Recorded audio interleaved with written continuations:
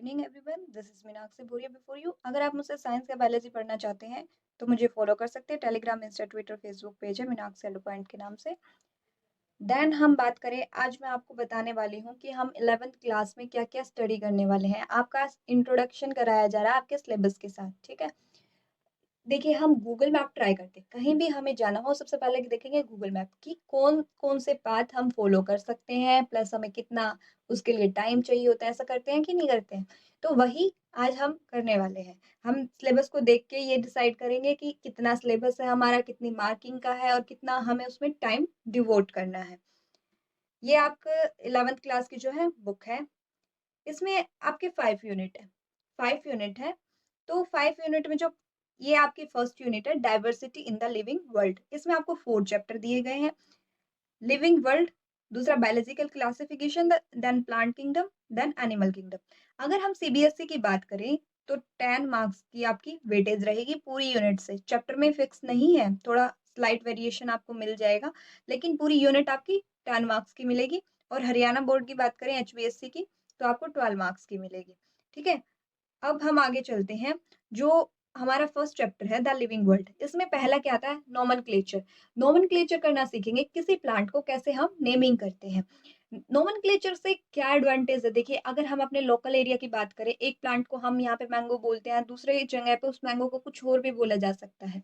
लेकिन नोमेनक्लेचर करके हम उनको एक साइंटिफिक नेम देते हैं, जिसकी वजह से पूरे यूनिवर्स में वो एक ही नाम से जाने जाते हैं। पूरे वर्ल्ड में हम देखेंगे, आपको कहीं भी जाके पूछोगे उसका साइंटिफिक नेम आपको वही मिलेगा। देन आती है टेक्सोनोमिकल कैटेगरी। टेक्सोनोमिकल कैटेगरी, देखो आपको इधर ये सबसे छोटी यूनिट आपके लेवल में क्या है? स्पीसीज जो आपने पढ़नी है। इसके नीचे सब स्पीसीज भी होती हैं। सब स्पीसीज में आप देखते तो ये आपकी वॉल्फ अलग मिलती है आपको, और डॉग है अलग मिलता। लेकिन स्पीसीज में वॉल्फ और डॉग एक ही में रख रखे हैं। देन बात करते हैं जीनस की। जीनस क्या होता है? जैसे कि 2 स्पीशीज़ थी, 2 स्पीशीज़ दिखा रखी हैं आपको फॉर एग्ज़ाम्पल, कि डॉग है, एक वॉल्फ है, ये एक स्पीशीज़ है। और एक और स्पीशीज़ मान लो जैक हो गया हमारा, तो वो क्या है? इनको मिला के जब हम बात करेंगे तो क्या है? जीनस है, वो जीनस है।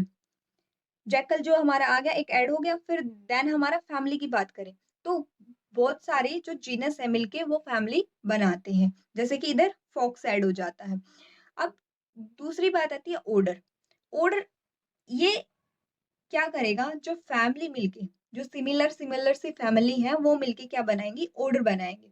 ऑर्डर के बाद जो सिमिलर ऑर्डर हैं वो मिलके क्या बनाएँगे? क्लास बनाएँगे। क्लास है, उनकी कैरेक्टरिस्टिक जो आपस में मिलती है जिन क्लासेस की, वो मिलके क्या बना देगी? फाइलम। अगर प्लांट की बात करें तो वो क्या बोले जाते हैं? डिवीज़न। प्लांट में हम फाइलम नहीं बोलते, क्या बोलते हैं? डिवीज़न। देन आता है किंगडम। किंगडम एनिमल, एनिमिलिया है या फिर प्लांटे हैं, वो हम आगे देखेंगे अभी, ठीक है? ये इस तरीके की क्लासिफिकेशन टेक्सोनोमिकल कैटेगरी हमने बना दी है। देन बात करते हैं टेक्सोनोमिकल एड की। टेक्सोनोमिकल एड क्या है? वो है जो हेल्प करती हैं आइडेंटिफाई करने में कि किस प्लांट को हम या फिर किस एनिमल को किस तरीके से हम नेमिंग करें। जैसे कि हर्बेरियम फाइल है। हर्बेरियम फाइल में क्या करेंगे? हम प्लांट से उसकी लीफ तोड़ लेते हैं जिसपे कि इन्फ्लोरेसेंस वगैरह भी लगे होते हैं, उनका फ्रूट भी लगा हो सकता है। और उनको ड्राई किया जाता है। ड्राई किया हमने, एक तरीका होता है प्रॉपर, ड्राई करने के बाद हम उसे एक शीट पे चिपकाएँगे, फिर उसपे यहाँ पे मेंशन होता है कि ये कौन-सी स्पीशीज़ है, इसको कब कलेक्ट किया गया, उसकी लोकेशन कहाँ है, कब और किस टाइम कहाँ से कलेक्ट किया, जिसने कलेक्ट किया उसका नाम लिखेंगे, ठीक है? फिर आता है बॉटेनिकल गार्डन। बॉटेनिकल गार्डन आपको कुछ इस तरीके के नज़र आएँगे, बहुत सारे पेड़ होंगे, वहाँ पे हर पेड़ के साथ आपको उनके नेम लिखे मिलेंगे, वो भी साइंटिफिक नेम। ठीक है, म्यूज़ियम की बात करें तो म्यूज़ियम में क्या करते हैं? आर्टिफ़िशियल या तो मीडियम प्रोवाइड किया जाता है उनको, अगर पॉसिबल है। अगर नहीं पॉसिबल है तो उनके फॉसिल्स आपको वहाँ पे मिल जाते हैं। देन आता है ज़ूलॉजिकल पार्क, जिसे कि हम ज़ू बोलते हैं सिंपल लैंग्वेज में। देन आता है की क्या काम आती है? किसी भी चीज़ को अनलॉक करने में। देखो, हमने साइंटिफिक नेमिंग तो कर दी, लेकिन किस बेसिस पे की? अब इतनी सारी स्पीशीज़ हैं, उनको कैसे नेमिंग करेंगे? उसके लिए की बनाई जाती है। उस की के बेसिस पे डिसाइड किया जाता है कि इनको क्या नाम दें। यहाँ पे आपको एक एग्ज़ाम्पल भी दिखा रखा है, थोड़ा ज़ूम करके देख लेना। तो इसको कैसे नेम करना है, वो सब इधर बताया जाता है। देन हमारा आता है बायोलॉजिकल क्लासिफिकेशन, जो कि आपका सेकंड चैप्टर है। बायोलॉजी कल क्लासिफिकेशन में 5 किंगडम क्लासिफिकेशन आपको पढ़ना है, लेकिन है 6 किंगडम क्लासिफिकेशन आज, लेकिन फिर भी हमारी एनसीईआरटी में 5 मेंशन है, तो हम 5 पढ़ेंगे। जो फर्स्ट है वो मोनरा। मोनरा में आपके यू बैक्टीरिया और आर्की बैक्टीरिया दोनों आते हैं। अगर 6 की बात करें तो ये अलग-अलग है, लेकिन एक की बात करें 5 की बात करें तो ये एक है मोनरा। देन आता है आपका प्रोटिस्टा। प्रोटिस्टा के बाद आता है फंजाई, फंजाई के बाद प्लांटा और प्लांटे के बाद एनिमिलिया। ठीक है, ये आपको दिखा रखे हैं, आप देख लेना। फिर आती है बात वायरस की। वायरस जैसे अभी कोविड, देखिए अभी बोल रहे हैं कोरोना वायरस है, वायरस नहीं है कोरोना। को कोविड है वो डिजीज है, लेकिन सार्क कोव 2 है वो क्या है, वायरस है। ठीक है, सार्क कोव 2 वायरस का नाम है। ऐसे फिर हमें वायरोइड पढ़ना है और लाइकन पढ़ना है। इतने इंपॉर्टेंट नहीं है, लेकिन मैं आपको कभी सिलेक्शन प्रोसीजर फॉलो करने के लिए नहीं बोलूंगी कि इंपॉर्टेंट नहीं है तो चीजें आप छोड़ो। हमें नॉलेज के लिए चीजें पढ़नी है, सारी चीजें पढ़नी है। ये आपको लाइकन का एग्जाम्पल जो फोटो है डायग्राम दिखा रखा है, तो ये आप देख लीजिएगा। देन आता है आपका प्लांट किंगडम। प्लांट किंगडम में क्या है, इसमें डिवीजन होते हैं। जैसा कि मैंने बताया कि फाइलम की बजाय हम यहाँ पे क्या बोलते हैं, डिवीजन। इसमें होता है एल्गे होता है, एल्गे के बाद आता है bryophytes, pteridophyte, gymnosperm and angiosperm. ठीक है, इसके आपको ये इधर दिखा रखे हैं, आप इनको पढ़ सकते हैं, लेकिन हम सिलेबस से इंट्रोड्यूस करा रहे हैं तो मैं इतना डीप में नहीं जा रही। फिर इनकी लाइफ साइकिल की बात करें तो लाइफ साइकिल बताई जाती है कि कितने लाइफ साइकिल है, कितना टाइम ड्यूरेशन लगता है उनका, ऑल्टरनेटिव ऑफ जनरेशन। जैसे कि कुछ प्लांट को हम पहले कुछ जैसे स्प्राउट्स उगाते हैं, उनको एक जगह लगा दिया जाता है, फिर उनको सेग्रीगेट करके अलग-अलग लगाया जाता है। मतलब अलग-अलग अल्टरनेटिव ऑफ जनरेशन तरीके फॉलो किए जाते हैं। कई बार जैसे पोलन ग्रेन है, वाटर के साथ ट्रैवल करके जाता है, फिर जाके फर्टिलाइज़ करता है। मतलब इस तरीके के कुछ-कुछ तरीके, डिफरेंट टेक्निक्स, हमने टेक्निक्स तो नहीं कहेंगे, अल्टरनेटिव ऑफ जनरेशन बोलेंगे, उनको हमने इधर स्टडी करना है। देन हमारा आता है डिवीजन में ही बात करें, एल्गी और ब्रायोफाइट को थोड़ा एलेबोरेट करके हमने पढ़ना है, जिसमें कि हमारी क्लास आ जाती है। हमने क्या बोला, डिवीजन के नीचे क्या आती है, हमारी क्लास। क्लास की बात करें तो एल्गी में क्या है आपके, क्लोरोफाइसी। क्लोरोफाइसी क्या होती है, ग्रीन एल्गी। जैसे कि रेनी सीजन में आप देखेंगे जहाँ पे पानी कलेक्ट हो जाता है, ड्राई होने के बाद वहां पे आपको ग्रीनरी नजर आती है और स्लिपरी भी होती है वो काफी, वो क्या होती है आपकी क्लोरोफाइसी। देन आपकी आती है फियोफाइसी। फियोफाइसी क्या होती है, ब्राउन एल्गी होती है। फिर आती है रोडोफाइसी, रेड एल्गी। अगर हम ब्रायोफाइट्स की बात करें, इसमें 2 क्लास आपने स्टडी करनी है, लिवरवोर्ट और मोसेस। लिवरवोर्ट के आपके इधर दिखा रखा है डायग्राम, और मोसेस का भी दिखा रखा है। देन हमारा नेक्स्ट चैप्टर आता है एनिमल किंगडम का। बेसिक क्लासिफिकेशन पढ़ेंगे हम कि किस बेसिस पे इनको क्लासिफाई कर दिया गया। फिर क्लासिफाई करने के बाद फाइलम, प्लांट में जैसे डिवीजन था, एनिमल में क्या पढ़ेंगे, फाइलम। पहला आता है हमारा पोरीफेरा, स्पंज जैसा होता है। देन हमारा आता है सिलेंट्रेटा। आपको डायग्राम यहाँ पे फोटो देख रहे हैं आप, आपको पिक देख के समझ कुछ कुछ आइडिया मिल जाएगा। ऐसा नहीं है कि बस यही बिलोंग करते हैं इसमें, इसमें और भी स्पीसीज है जो आपकी बिलोंग करती है, लेकिन मैंने एज एग्जाम्पल आपको एक एक दे दी है। देन आपके आते हैं यहाँ पे टीनोफोरा। टीनोफोरा के बाद आता है प्लेटी हेलमेंथ, प्लेटी हेलमेंथ के बाद एस्कल हेलमेंथ, एनालीड्स। देन आपका आता है मोलस्क, मोलस्क के बाद आता है अर्थ्रोपोड्स, अर्थ्रोपोड्स के बाद आता है एकाइनोडर्म्स, एकाइनोडर्म्स के बाद आता है हेमिकोटिड। ये तो आपने थोड़ा जर्नल सा पढ़ना है इन सब के बारे में, लेकिन कोर्डेट्स की बात करें तो कोर्डेट्स का आपको थोड़ा डिटेल में जानना। कोर्डेट्स की हमें क्लास लेवल तक पढ़ना है। क्लास में हमारा साइक्लोस्टोमा, साइक्लोस्टोमेटा स्टोमा है। फिर उसके बाद आता है कॉन्ड्रिक्थिस, जिसमें कि आपकी जो कार्टिलेजिनस फिश होती हैं वो पढ़ेंगे। ऑस्टिक्थिस जो कि बोनी फिशेस होती हैं। देन आपके एम्फीबियन, एम्फीबियन के बाद आते हैं आपके रेप्टाइल्स। जैसे कि रेप्टाइल्स में आपके लिजर्ड हो गए, गार्डन लिजर्ड हो गए, स्नैक हो गए।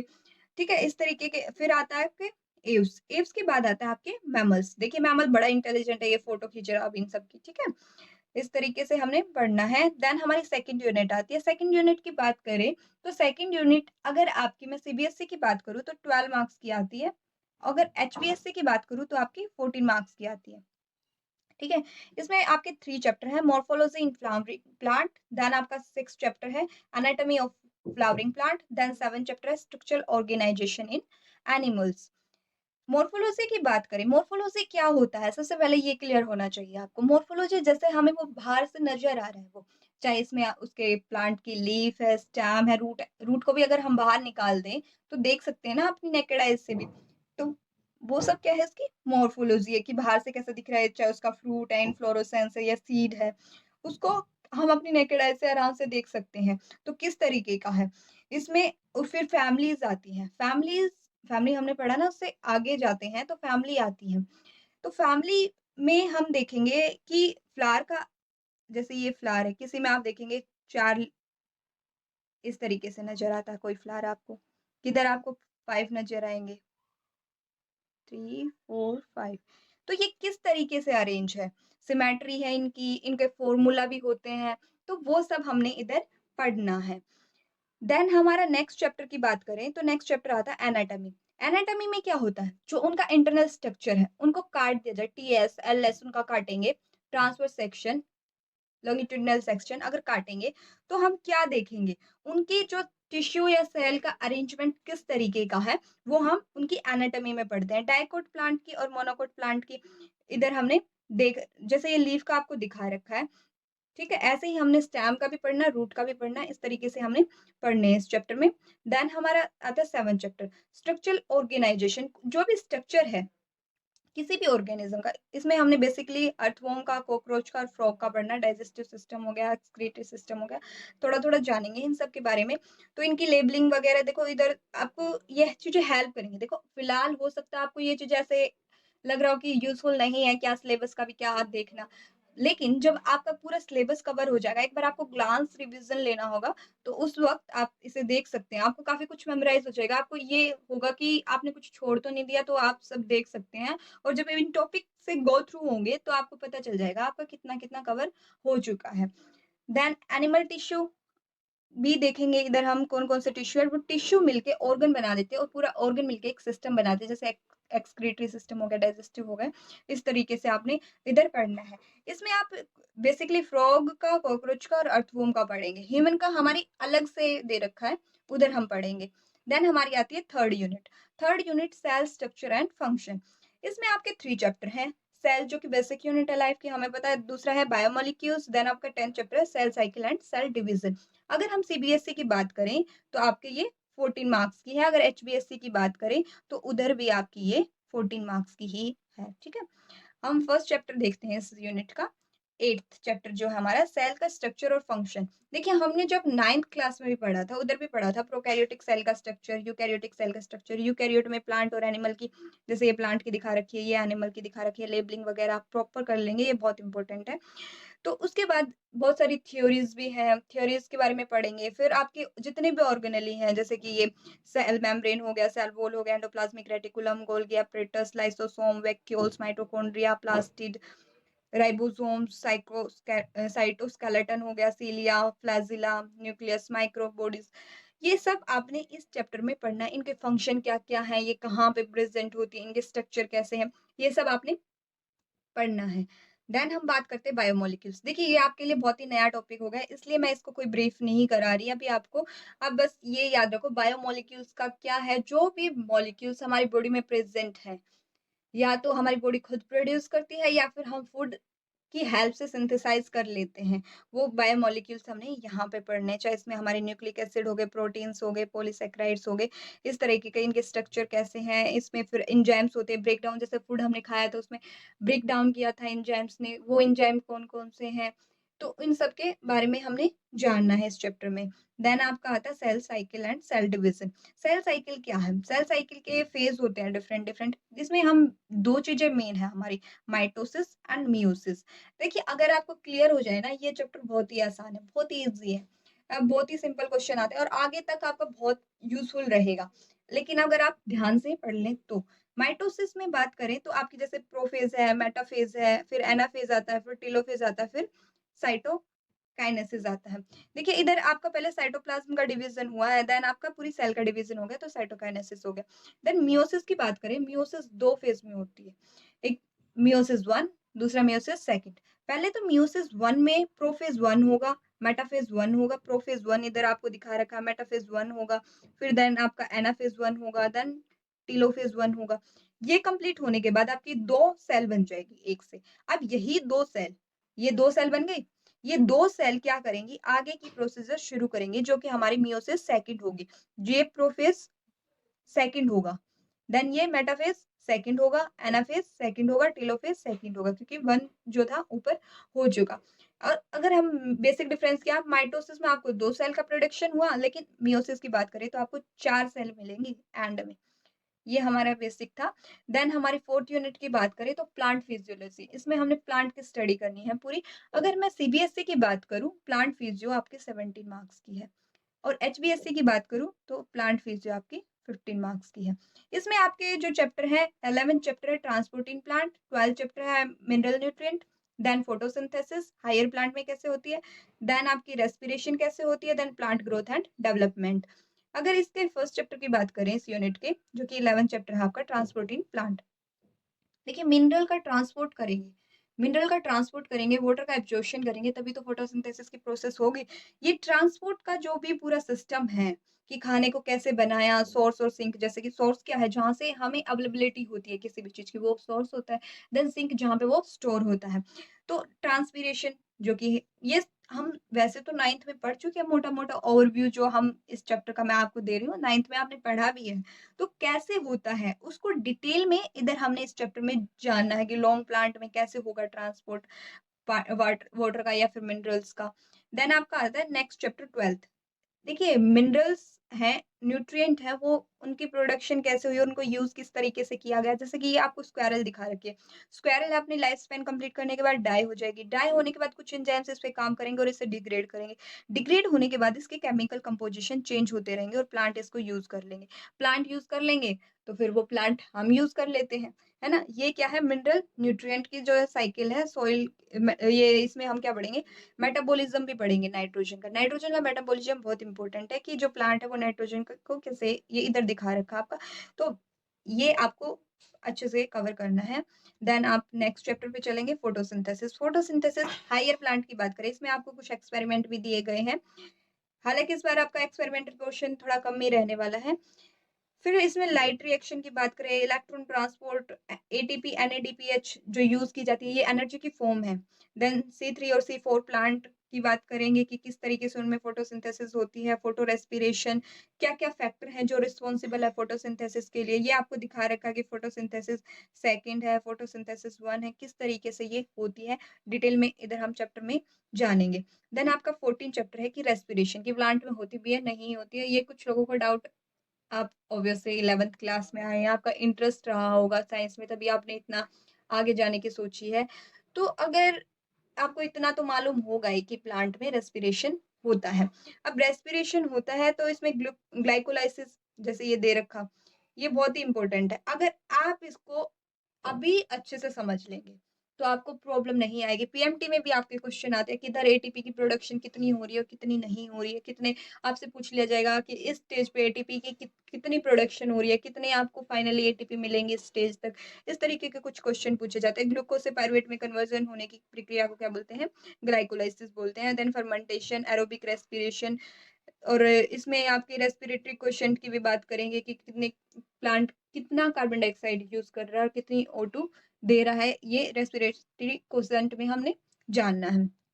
देन हमारी बात करें 15th की, 15th चैप्टर जो है हमारा ग्रोथ एंड डेवलपमेंट, इसमें की ग्रोथ के लिए क्या क्या चीजें रिस्पॉन्सिबल है। अब उसमें सबसे बेसिक रोल आता है किसका, जो सनलाइट है, सनलाइट का फोटो पीरियोडिज्म जिसे बोलते हैं कि किस प्लांट को कितनी फोटो लाइट चाहिए, कितने टाइम ड्यूरेशन के लिए उसे लाइट चाहिए, कितने टाइम ड्यूरेशन के लिए उसे डे चाहिए, डे लाइट चाहिए, कितने टाइम ड्यूरेशन के लिए उसे डार्क चाहिए। अब उस डार्क पीरियड में अगर हम लाइट दे दें तो क्या होगा, अगर लाइट पीरियड में अगर हम डार्क दे दें तो क्या होगा, उस तरीके का फोटो पीरियोडिज्म में होता है। देन आपकी आती है फर्टिलाइजेशन, इसमें क्या करते हैं, प्लांट के स्प्राउट को फ्रीज कर दिया जाता है। फ्रीज करने के बाद जैसे 2 स्प्राउट लेंगे हम, एक्सपेरिमेंट कुछ ऐसा किया गया था कि एक को फ्रीज कर दिया गया और दूसरे को ऐसा कैसा एज इट इज ग्रो कर दिया गया, तो इसकी ग्रोथ कंपैरेटिवली कम होती है। जो फ्रीज करके दोबारा से हमने ये किया है, कूल किया, मतलब फ्रीज 0 डिग्री पे नहीं किया, 5 डिग्री के आसपास किया है, तो उसे उसकी ग्रोथ देखेंगे, तो उससे क्या करेंगे, देखेंगे तो वो जल्दी ग्रो कर गई है। तो इस तरीके की कुछ एक्टिविटीज इधर हम करेंगे। देन आती है आपकी ह्यूमन फिजिक्स जो कि 5th यूनिट है, आपकी लास्ट यूनिट है। अगर हम एचबीएससी की बात करें तो ये आपकी 15 मार्क्स की है, अगर सीबीएसई की बात करें तो ये आपकी 17 मार्क्स की है। ठीक है? इसमें आपके चैप्टर हैं 16 चैप्टर है digestion and absorption. Then digest किया जो फूड हमने, हमें उसे ब्रेक डाउन करने के लिए ऑक्सीजन की ज़रूरत होती है, वो कहाँ से मिलती है? ब्रीदिंग से मिलती है। अब ब्रीथ करके ब्रेक डाउन कर लिया, अब उसका ग्लूकोज़ है, उसको भी तो पूरी बॉडी में सर्कुलेट करना है, तो उसके लिए सर्कुलेशन की हेल्प ली जाती है। अब सर्कुलेट हो गया तो एक्सक्रीटरी प्रोडक्ट को भी तो एक्सपेल आउट करना, वहाँ पे एक्सक्रीशन का काम आता है। अब लोकोमोशन, पूरे दिन भर हम इधर-उधर उछल-कूद करते रहते हैं, कभी कुछ कर रहे हैं, कभी कुछ कर रहे हैं, उसमें लोकोमोशन हेल्पफुल है। अब लोकोमोशन को भी कौन कोऑर्डिनेशन प्रोवाइड कर रहा है? अगर हम किसी चीज़ को पकड़ पा रहे हैं, अगर हम चल पा रहे हैं, इन चीज़ों में कौन हेल्प कर रहा है? हमारा nervous system, neural control and coordination. Then chemical coordination and integration. इन चीज़ों में केमिकल की भी कुछ एक अहम भूमिका है। हमारी बॉडी में बहुत सारे केमिकल होते हैं, जैसे कि हॉर्मोन्स हम बोलते हैं, ठीक है? उनके बारे में हम इधर पढ़ेंगे। देन हमारा जो 16 चैप्टर है, इधर मैंने आपको बता ही दिया, डाइजेशन जो हम फूड लेते हैं, उसको कैसे डाइजेस्ट किया गया, उसका पाथवे कहाँ से कहाँ गया और कहाँ से किस चीज़ का सिक्रीशन हुआ, किस एंजाइम ने क्या काम किया, किस में ब्रेक डाउन किया, इस तरीके का कुछ हमने इस चैप्टर में पढ़ना है। 17th चैप्टर की बात करें तो 17th में क्या है? ब्रीदिंग, जो कि हमें ग्लूकोज बनाने के लिए यूजफुल है। हमने O2 लिया, इधर से देखो आप O2 लेंगे तो वो ग्लूकोज बनाने में हेल्प करेगी। ठीक है, हमने पढ़ा है ना मैकेनिज्म क्या होता है। फिर इसमें हमारी बहुत सारी, जैसे वाइटल कैपेसिटी की बात करेंगे, इन्हेलेशन, एक्सपायरेशन, इस तरीके की बात करेंगे, टाइडल वॉल्यूम की बात करेंगे। बहुत सारी टर्म्स हैं जो हमने पढ़नी है। यहाँ पे डिसऑर्डर देखिए हमें सबके पढ़ने, चाहे डाइजेशन के हुए, एक्सक्रीशन के हुए, सर्कुलेशन के हुए, सबके डिसऑर्डर पढ़ेंगे हम। ये सबसे इम्पोर्टेंट ही कह सकते हैं, क्योंकि अगर हम पढ़ रहे हैं तो हमें सब चीजें पढ़नी है। मैं आपको कुछ नहीं बोलूंगी कि आपको ये चीजें छोड़ देनी है, क्योंकि अगर आपने 11th में एडमिशन लिया तो आपने ये डिटर्मिनेशन बना लिया होगा कि आपने नीट करना है या क्या करना है, या आपको टीचिंग में जाना है। तो एक ही फोकस नहीं होता सबका कि आपने पीएमटी ही जो एक्चुअली आजकल नीट है, आपने नीट ही करना है। हो सकता है आप टीचर बनना चाहते हो सकता है आप साइंटिस्ट बनना चाहते हो, रिसर्च करना चाहते हो किसी वर्क पे, ठीक है?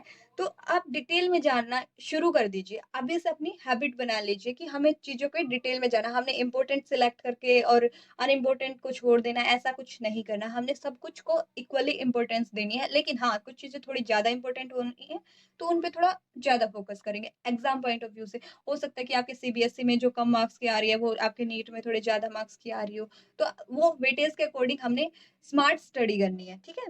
देन हमारा आता है 18th चैप्टर। इसमें क्या है, सर्कुलेशन की बात करेंगे। जैसे आपका पूरा सर्कुलेशन है, जो आपके हार्ट की जो पूरी आपको लेवलिंग पता होनी चाहिए, उसका सर्कुलेशन किस तरीके से होता है, वो आपको पता होना चाहिए। देन आपके फ्लूइड होते हैं, जैसे कि लिम्फ हो गए, व्हाइट ब्लड सेल हो गए, प्लाज्मा हो गई, ये सब रेड ब्लड सेल हो गए, ये सब आपने इधर पढ़ने हैं।